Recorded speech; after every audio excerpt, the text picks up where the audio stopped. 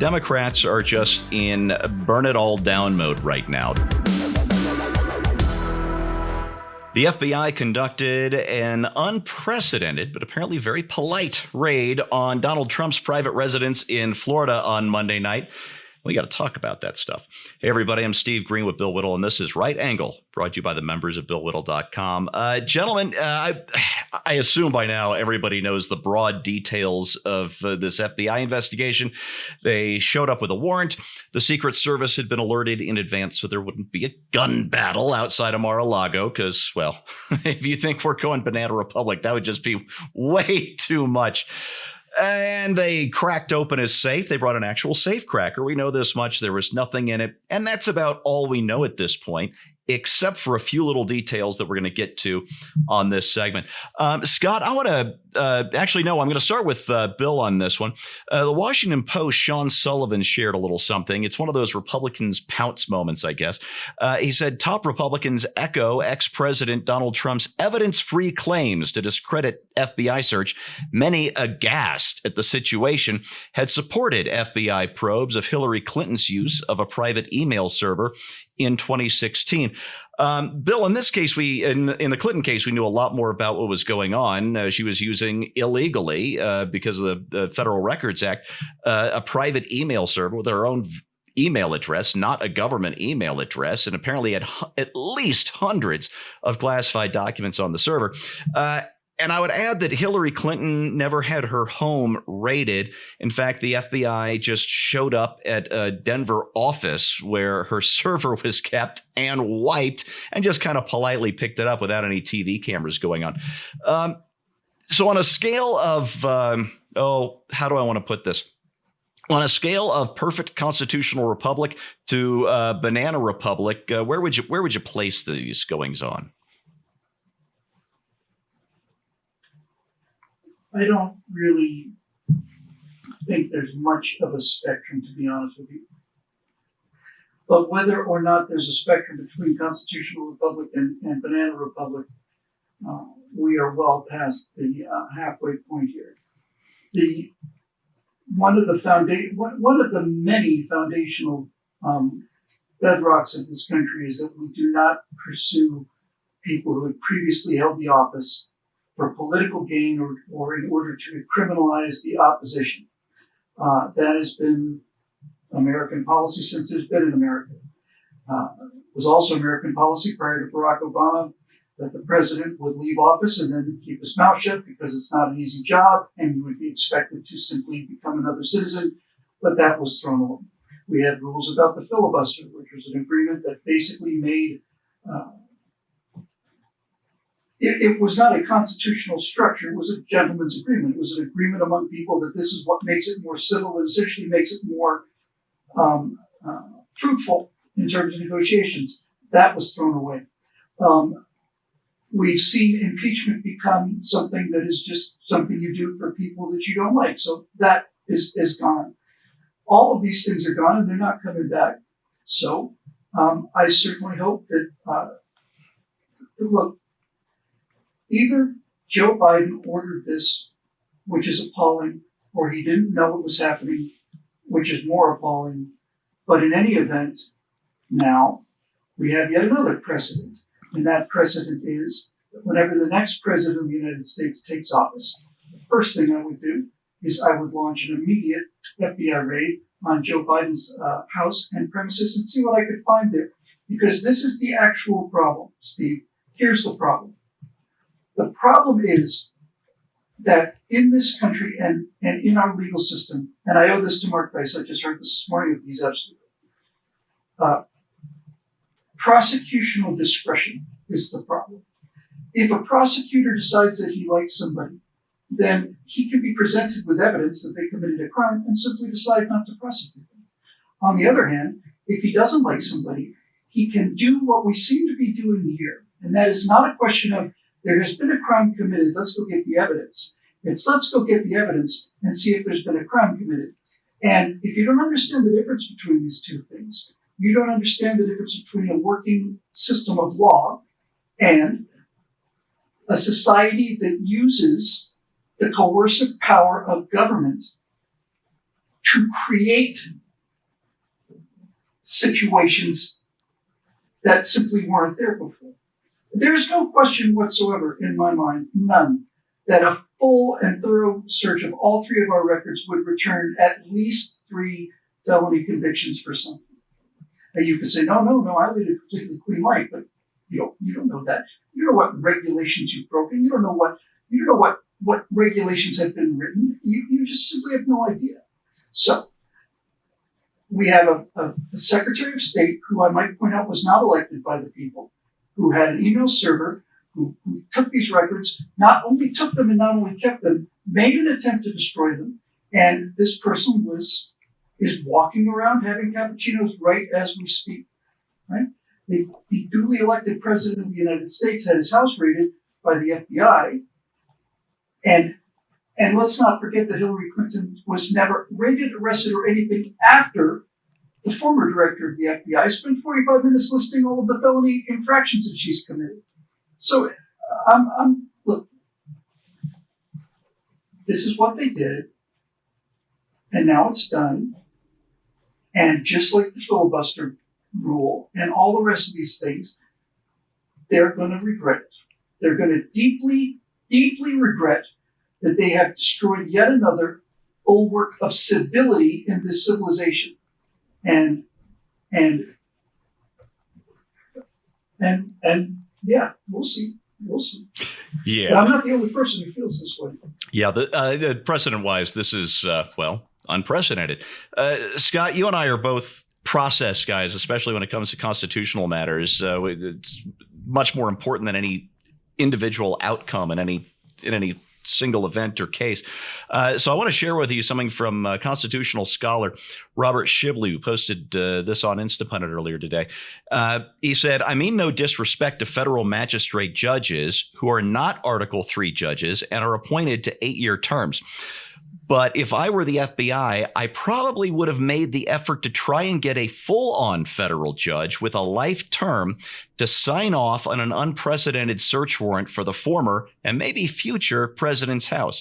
The point of such life terms is to insulate such judges from political influence, and getting a warrant from someone not so insulated on something as hot as this is not a great look." How do you see it? Yeah, that makes a lot of sense. And I don't pretend to know the details of how the warrant process works like that, but just on the face of it, what you just said makes a tremendous amount of sense that, obviously this is a significant move when you're going to a former president of the United States and going to try to acquire some documents from his property. And clearly, this has not been done before, so you ought to make sure you're dotting every I and crossing every T if this needs to be done at all. I think the American public are due an explanation and quickly from either Main Justice or from the FBI to explain why it was necessary in their mind to pursue this course of action. The reason why I say that is because earlier in the year, I think around January or February, former President Trump turned over some 15 boxes of documents to the National Archives that were not supposed to have left the White House or government offices. If there were more documents why was it that they didn't get all the documents they wanted at that time? Were they not aware of them at that time? Are they suggesting that the president concealed something? Is there some reason why they essentially had to go behind his back in a sense? And when I say behind his back, I mean the president's position, former President Trump's position, has been that he has been forthcoming with the Department of Justice, with the FBI, with the January 6th committee, and apparently unrelated action. So why do this if Mr. Trump has said he was willing to turn over whatever they needed? And so National Archives, FBI, Department of Justice, somebody needs to stand up pretty fast and say, here's why we had to do this. The crime here is not suggested to be anything that might be found in these documents, but the possession of these documents itself. The fact that if such documents existed, they may have violated law, and the penalty for such violation of taking these documents that belong to the National Archives, that belong to the people, so to speak, The penalty for that could be up to 5 years in jail. And so these are serious accusations. This is an unprecedented action on behalf of the FBI. They did it in an unusual manner, and getting back to the process question.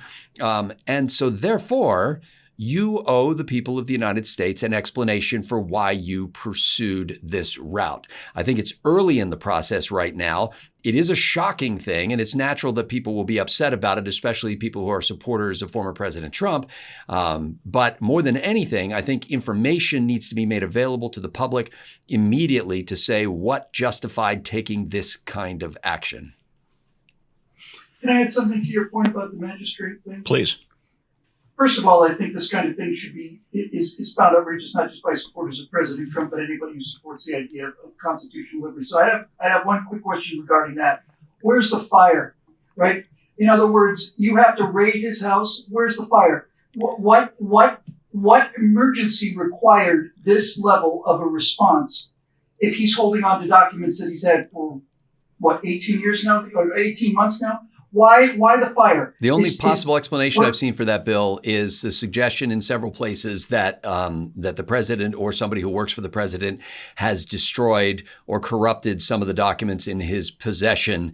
And so that is the only thing that makes any kind of shred of a sense, forgive the pun, that you would say, okay, we're concerned that he's going to destroy documents that that he doesn't want people to see. But again, they should answer your question. Smash through the windows while he's got the lighter in his hand, basically, just in time to knock it out before he burns the documents. But the point about the magistrate judge, Steve, I think is interesting, is something of this magnitude does require, you would think, a federal judge. And they didn't get a federal judge. People are saying, well, gee, that would have been nice if they had gotten a federal judge. So the question I think you need to be asking yourselves is, why didn't they get a federal judge? There seems to be two answers to that. One of them is that a federal judge wouldn't have approved it. And the other one is that they went to a number of federal judges and they didn't approve it. I can't think of another reason why you would automatically go down to the magistrate level for something of this magnitude if you could have gotten a higher authority, right? You're going to do something like this. You want the highest legal authority behind you that you can possibly get. And the fact that they couldn't get a federal judge is telling you something. There's evidence there. That is evidence of something, right? Something. You know, there was something I wasn't going to get into today, but I'm going to throw this out there, not as a question. I just want to see your shocked guy faces. The magistrate in question, whose name I've just forgotten. I do this all the time. I'm terrible with names, Dave and Larry. But Judge in Bruce 2007. Reinhart. In 2007, and I try not to judge an attorney by their clients because defense attorneys have to take on all kinds of people. It's part of our constitutional order. Yeah. It's fine. But the magistrate, God, I wish I could remember his name, took on Jeffrey Epstein as a client. Thank you, Reinhart. Took on Jeffrey Epstein as a client in 2006 and 2007 and negotiated that slap on the wrist plea deal for oh, really? All those ugly things that I don't even want to mention on a family-friendly show. I didn't know that. Isn't that interesting? Yeah, there's a lot of skeletons shaking around a lot of closets, I'm thinking. All right, that aside. Okay. I'm sorry, what, Bill? No, I just said, okay. Yes. I was unaware of that. Yes. And by the way, Bill, he's a magistrate judge. He's a federal magistrate judge, though. It's not like a local guy. Yeah. Not your local justice of the peace, but guys, they would have found somebody who's in traffic court if they eventually if they had to. I think maybe you're right. I gotta laugh because it's either that or cry. What I do know is this is coming at the same time that the president is pushing through legislation to increase the IRS's budget sixfold and hire an additional 87,000 IRS agents, which puts the fear of God into every honest tax-paying American, because anybody who's endured an audit, even when they were totally clean, knows that's no fun. And I think a raid like this is more designed to put the fear of God into any other Republican candidates who might be planning on trying to drain that swamp someday. And there was another interesting theory. You know, my day job is I'm vodka punted over at PJ Media, where I write a couple of columns every weekday. And one of my colleagues over there, Athena Thorne, published a column earlier on Tuesday, floating a little idea that really resonated with me. I don't know if this is true or not, but as a theory, I think it's very interesting. And that is the Democrats are just in burn it all down mode right now. They've raided the Treasury for every cent they could get out of there to give to their cronies and favored interest groups. And with this act, they might be just discrediting the Justice Department for no reason other than to discredit it so that a couple of years down the line, a future Republican president couldn't use it against them because it'll seem so tainted that Americans will say, well, this isn't justice. It's just more tit for tat.